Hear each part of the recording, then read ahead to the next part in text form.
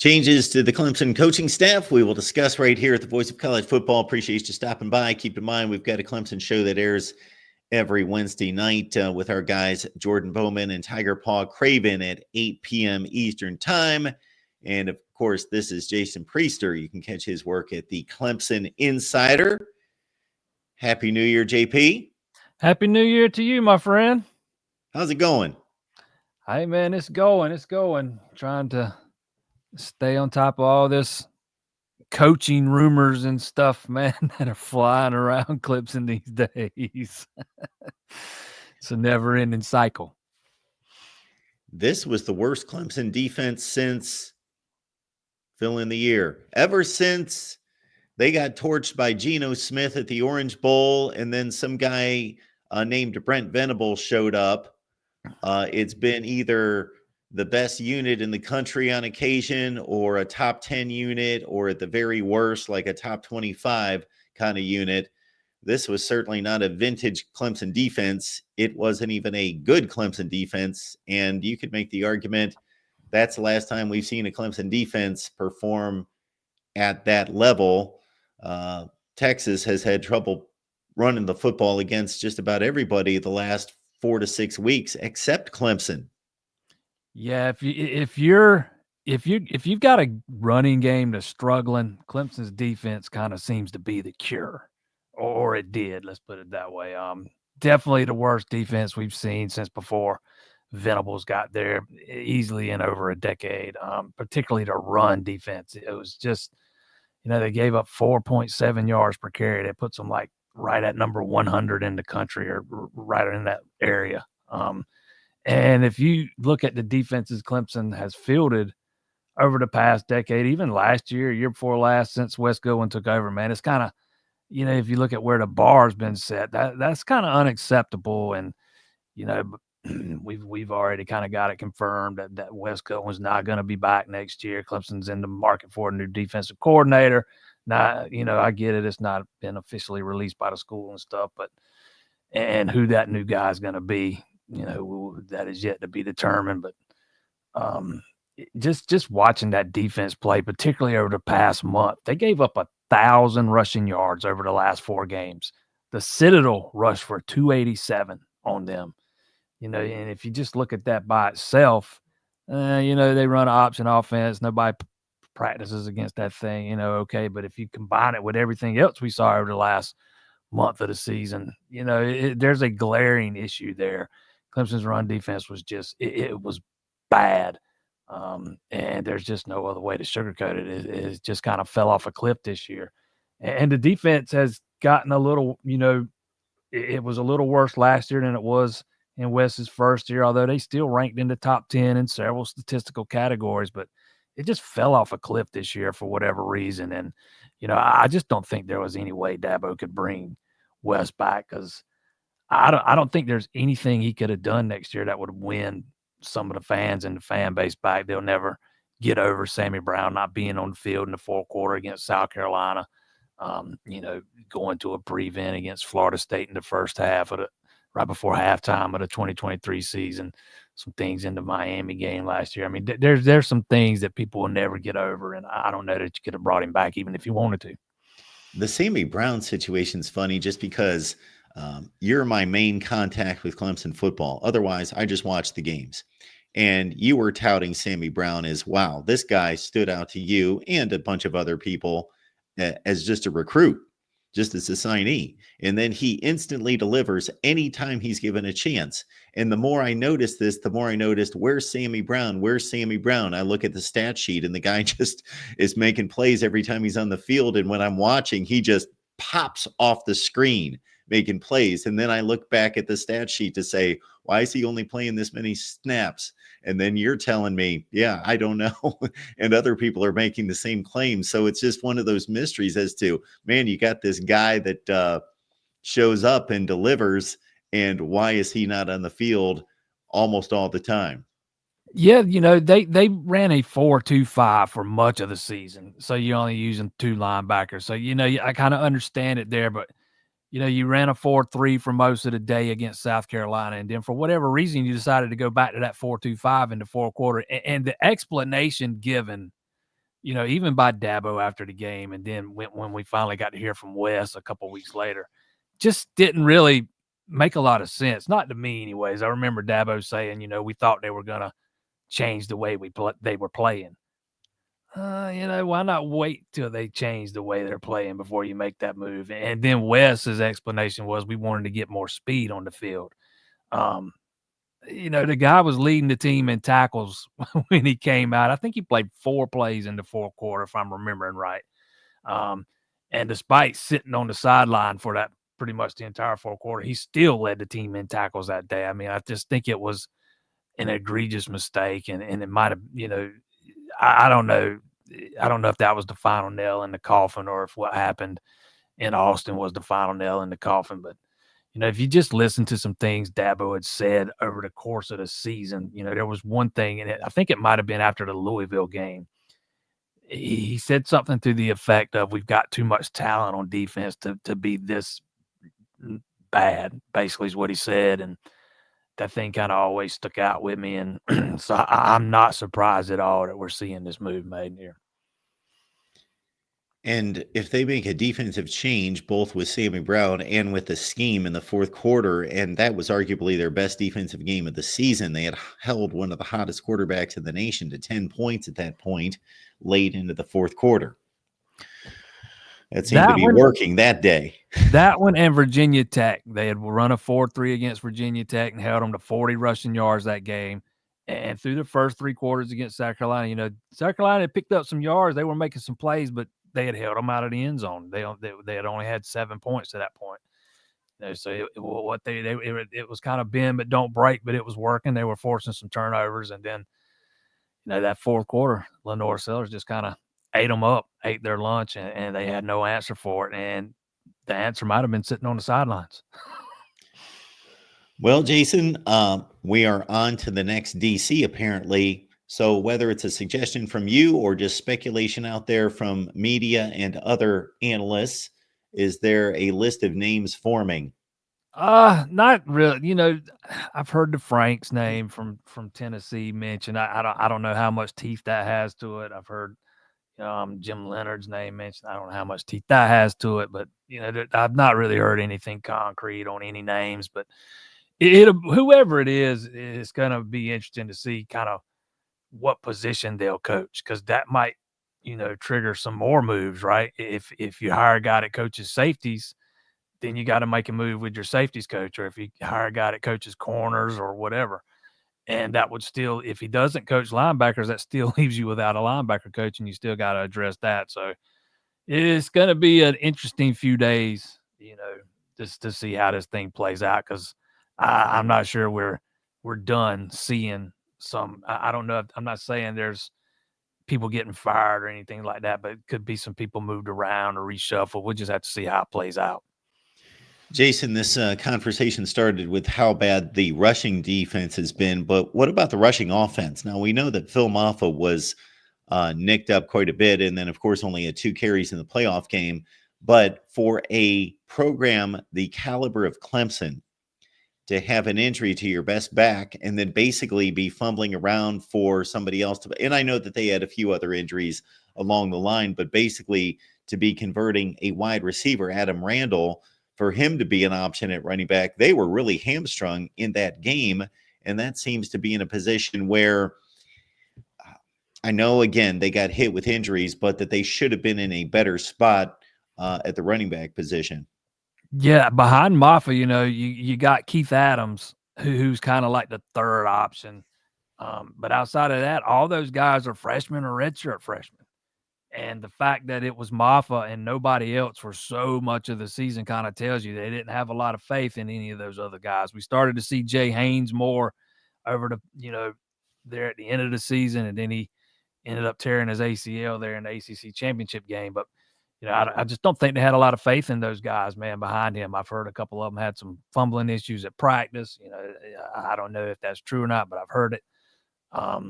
One of them got quite a few snaps in the game against Texas, but he never got a carry. So, yeah, I think it was interesting that, they moved Randall there for that game. From my understanding, they taught him 4 running plays. Nothing about pass protection, which is kind of understandable. It's hard to pick up on that stuff in a week and a half, 2 weeks. But, I did find it interesting that 2 of Texas's sacks came when he was on the field, lined up in the backfield.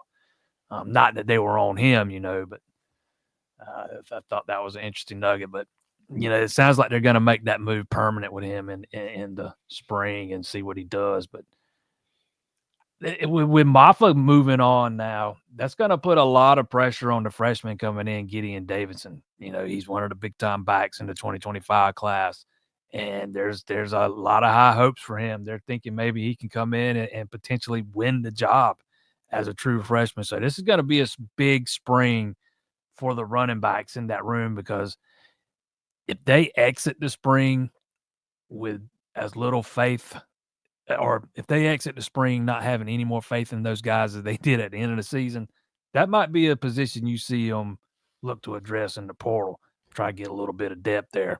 So that's another one that's worth keeping an eye on as we go into spring practice. Got Jason Priester on the line from the Clemson Insider, breaking down Clemson football for us. But to get the deep dive with Jason on Clemson football and athletics across the board, of course, join Jason on the Clemson Insider. For as much as this defense got dragged up and down the field in Austin, Texas, they were 2 yards away from making it a 1-score game with about 5 minutes left. So they're sitting there like second down at the 2-yard line. And why in the world they tried to slam it ahead at Texas's defense when they had a hot Cade Klubnik, I don't understand. But that aside, he's coming back next year, which is a great thing, because I got to say, Jason, aside from him and DJ Moore and Antonio Williams pulling off practically miracles at times, throwing and catching the football, that seemed to be like the 3 guys that kept them in that game. Otherwise, they got completely outclassed and dragged around. But Klubnik's coming back next year, and obviously, I was just super impressed with everything he had to deal with in that game from a pass rush standpoint and some of the throws that he delivered. Yeah, he was money in that second half. He was outstanding. I kind of never really doubted that he was coming back, but I know he made it official earlier in the week. If he can take that next jump, because I still think he's got another step he can take. And if he can take that next step, man, he's going to be one of the elite quarterbacks in the country next year. And he's got a lot of weapons around him. You touched on him a minute ago, TJ Moore. We'll see about Antonio. Nothing official on him yet. He could elect to head off to the NFL. We'll see. But you still got Bryant Wesco. You have a healthy Tyler Brown, or you would hope to have a healthy Tyler Brown next season. He pretty much missed pretty much all of the season with injury this year. And then you got some interesting, choices there at tight end. Olsen Pat Henry, who's been backing up Jake Brenningstool. He's intriguing. They got a guy, Christian Beckcure, who redshirted this year, who they're really high on. So he's going to have some weapons at his disposal. If you can get the running game, shored up to where you want it, and you got to really like the young running back Gideon Davidson coming in. It's just a matter of whether he can pick it all up in that, over the spring and in fall camp. But if you can get that shored up, man, there's going to be a lot of expectations for that offense next year with Klubnik coming back as a senior. He's got 2 years under his belt now as the full-time starter. And again, I think there's still another level he can get to. And folks, I do realize that I said DJ Moore. I think I do that every time I do with him, but I also cover about 50 teams, and there must be about 18 TJ Moores and DJ Moores and DeAndre Moores all over the place. So I get them confused at times. We got Jason Priester here. He's the expert. That's why we got him on the line. He never botches any names. Oh, yes, he does. Insider. And maybe from time to time. Hey, we all do. So the next couple names you got to remember are incoming transfers. Flashing lights, incoming transfers from Purdue. And we got a wide receiver coming in as well. So what do we know about them? Yeah, ESPN is going to have to use a new graphic for Dabo next year, I guess. But, I thought defensive end was a huge position of need, I thought, for Clemson. I still think it was a mistake for them not to add one at that spot before this season. It was one of the biggest most glaring weaknesses on that defense, the spot opposite of TJ Parker. But, I guess better late than never. They go out and address it, and they get one of the better edge rushers out of the portal, and Will Help, a Purdue transfer. He's got 2 years of eligibility left. He knows how to get after the passer. I haven't personally watched a lot of him. I did do a little bit of a deep dive into him after he signed, and one of the things I saw was, probably where he could use some shoring up is in his run support, and that's where Clemson's really going to need him to be at his best, because that's the area where they really struggle with this year. But that was a big area of need. That was something they needed to get addressed, and then they add wide receiver Tristan Smith, who's he's kind of another intriguing guy. 6'5", gives you one of those long, athletic, big body guys on the outside that can go up and win the 50-50 balls. Coming from, I think it was Southeast Missouri State, maybe. One of those Missouri schools. I forget which one, but he spent a couple years at a JUCO school, so he might end up getting one of those years back. We'll see. As it stands right now, he's got at least 1 year left. But with Troy Stellato transferring out, just kind of gives you another body in there. Noble Johnson also transferred out, but he was a guy that really hadn't seemed to feel much in his first 2 years. He's not. I don't think he's the fastest. He doesn't have like this elite speed, but he gives you a big body on the outside that you can throw those 50-50 balls up to. I think he's going to be. I'm not saying he's going to come in and win a starting job or anything, but I think he'll absolutely be in the rotation, and he's going to be a guy that can help that offense next year. I don't know what's going on at Purdue, but last year they had Deion Burks, who was one of the best wide receivers in college football, and he transferred to Oklahoma. And then they had Nick Scorton, who led the Big Ten in sacks, and he transferred to Texas. They had one of the best tight ends in the nation, who transferred just a couple days ago to Ohio State. And then you got this Will Helt with 56 tackles, 10 TFLs, and 5 sacks. And after one win at Purdue last year, they must have like 5 good players, and then everybody else, well, we won't comment, but they got 5 like really good players. But Will Helt will probably have more fun this fall, not getting his teeth kicked in by 50 points every week. So absolutely, and I think the fact that Clemson was able to go out and beat out schools like Texas A&M and LSU for his services show that they can go out and be competitive in the transfer market when they feel like they have to be. It's not like, and no knock on Tristan Smith, but he's kind of making the step up from a smaller school that helps a guy that's moving over from a Power 5 school and had a lot of interest from a lot of other big time schools, including the 2 I mentioned. So I think that's a good sign moving forward, because I'm not convinced Clemson's done in the portal before next season. It might not be until after the spring before they make another move. We'll see, but I wouldn't be shocked to see them maybe try to shore up linebacker. The punter's a spot that maybe they could look to add if they think they need something there, but maybe even safety. We'll see what they decide to do, but I'm not convinced they're done just yet. Jason, I got a question for you. Did Clemson have a good year in 2024? Was that a good season? They won the ACC championship. They won 10 games. And, Dabo loves to recite those 10-win seasons, whatever it is, the X number of, it used to be a zillion in a row, and then they only won 9 last year. So it's like a zillion out of a zillion and one now. And they did all these good things. And again, they took back the conference, but then they lost 4 games, got outclassed in the playoffs, didn't necessarily beat any good teams until SMU. So you can kind of weigh it on both ends of the spectrum. But I've served up this question. I'm about to pull up the results. Was 2024 a good season for Clemson football? I think anytime you make it to the playoff, it's a good season. I don't think it was a great season, though. I think they had an opportunity to make it into a great season and just failed to cash in on. I just don't think, just didn't have the defense this year to do it. So I would say it was a solid to good season, because anytime you make it to the playoff, and that's got to be measured in some kind of terms as a success, especially after a 3-year absence. But no, I mean, the fact that you lost to Louisville and South Carolina and Texas, probably the 3 best teams you played,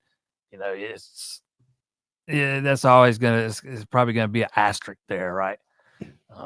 Despite the fact you made it back to the playoff, but I would say good, but not great. And I think they wanted to have a great season, and they had the opportunity to do that. Multiple times they're in control of their own destiny before Louisville. You think after that loss, you think you've lost control of your own destiny, but then they got some help and had it again when South Carolina comes to town and kind of give that one away in the fourth quarter and lose it again. And Miami gets beat on that final weekend and get you a spot. You lock up a spot in the ACC championship game, and for once they did take advantage of it and beat SMU and lock up a spot in the playoff. But I know they'd have liked to have done more than just make it back. I think they'd have liked to have made a little noise once they got there. And, with some of the pieces they got coming back next year, if you get the right guy in place running that defense, maybe they got a chance to make a little bit of noise next year. We'll see. Let us know what you think right there. It's posted on the community page. We got in 161 votes, and just about everybody's agreeing with you. Jason, 71% says 2024 was a successful season for Clemson football. ACC champions at 10-4. For Jason's complete look at Clemson athletics, of course, it's basketball season. Baseball is going to get revved up here before you know it. And, of course, football's all the time. The Clemson Insider. Jason, appreciate you being here as always. And again, Happy New Year, sir. Yes, sir. Happy New Year to all you guys out there.